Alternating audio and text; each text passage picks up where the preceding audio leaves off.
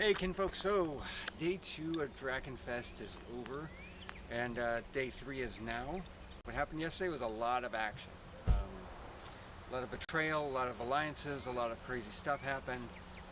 Combat seemed to be less theatrical and like skirmishes and big sieges and battles, and any kind of individual duels were very theatrical. Death was really cool. You had to go through like this really badass, you know, scenario. I don't want to give it away, but it was very cool. And but be warned, if you have any kind of PTSD or phobias, let them know before you go through it. And I've been hearing complaints about sanitation. Some of the bathrooms and showers just are not clean. And but I've heard other people say no, not at all. They actually look good. So I haven't used them yet. So yeah, I've been staying off site. So that's about it. It's a bit frustrating for me last night because we were gathered up to go to this big ceremony, this big ritual in the middle of this the town. Somebody's alarm's going off. Anyway, and we were all lined up and ready to go, and nothing happened. And then we just had to hightail it to somebody else's camp to help protect them. Nothing happened. And so you kind of get all this gear on and nothing really happens. It gets a little tiring. So that was kind of felt like there was some sort of miscommunication or a what's the word, miscommunication or mismanagement, something like that, disorganization, like knowing who's where and why and everything. That didn't really happen. There was a bit of communication with the skills. So if you needed to go part of a guild to learn a specific skill, which I wanted to try alchemy, I didn't know I had to get a piece of paper to decipher that I had to interpret. And when I went to go ask for it, they didn't have any. So logistically, that kind of, hopefully that'll be ironed out in the next time. But from what I understand, it's a pretty cool, task to see if you can understand this, if you're smart enough to decide, figure this stuff out, which means you should be able to handle alchemy. And the other guilds are the same thing. Now with the skills, it's a little different. It's like you can't just write it down on a piece of paper and say, oh, I'm an alchemist now. You have to go to a class, learn it, and then you can use it in game.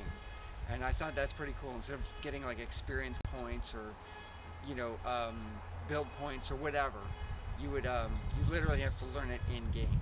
And you have to go through a few classes. Either I've heard some classes are like 4 hours long, and they teach you everything that you need to know within that time frame. Some are like 2 1-hour classes or so on and so forth. So you had to make both classes in order to learn the skill.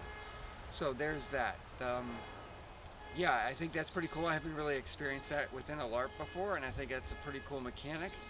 And I can't think of anything else, so I'm just going to call it a day, and I'm going to try and hit day 3 pretty hard. I'm going to see what I can do. I need to get into alchemy because they're going to make a special situation for me where they'll teach me one-on-one, and I'll get this whole thing done. So I'll let you know how that goes.